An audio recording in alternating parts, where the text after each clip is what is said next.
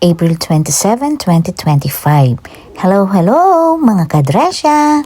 Tara, punta tayo dito sa Riverside Market. Dito tayo maghahanap ng makakain. Matagal na kasi kaming hindi nakakapunta dito at ang sabi ko kay Kisha ay dito kami kakain. Ang dami-dami naman kasi talagang kainan dito sa loob.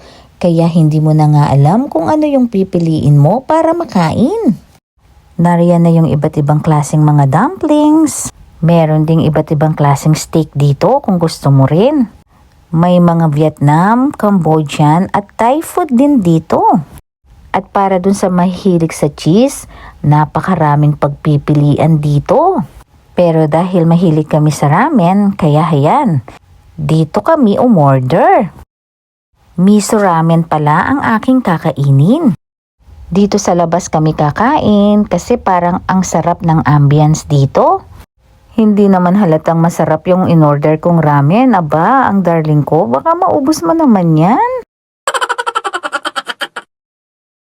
May mga Italian food din dito kaya si Kisha, in-order ko siya ng pizza. Paborito kasi niya ito eh. Siyempre, hindi ko pwedeng hindi titikman ito. Baka pumayat kasi ako eh. Sarap na sarap nga si Kisha sa mozzarella cheese at bagay ito sa thin crust ng pizza.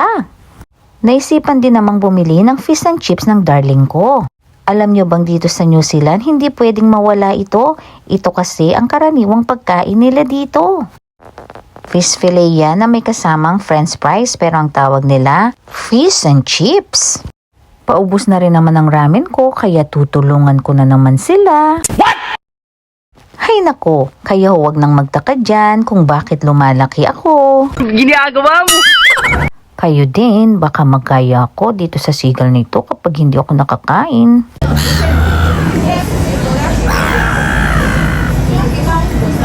Tutal naman, di na ako papayat. Di na ako papayat. At syempre, mawawala ba naman kay Kisha ang pagbili ng matatamis na lolis? Kaya haya naman super excited yan habang binibili ito ng kanyang daddy. At yan yung crunchy lolis niya Ang sarap!